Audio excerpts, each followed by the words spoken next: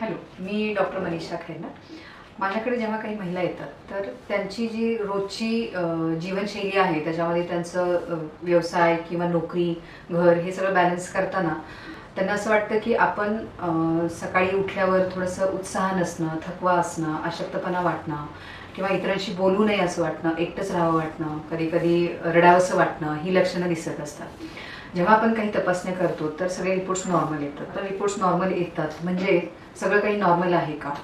तर जेव्हा आपण हेल्थ हा शब्द वापरतो तर हेल्थ म्हणजे काय आहे की आपल्या फिजिकल, मेंटल, इमोशनल आणि स्पिरिच्युअल वेलबिईंग ह्या 4 पिलर्सचा जेव्हा एक बॅलन्स साधला जातो तेव्हाच आपण एखादं पर्सन हेल्दी आहे असं म्हणू शकतो.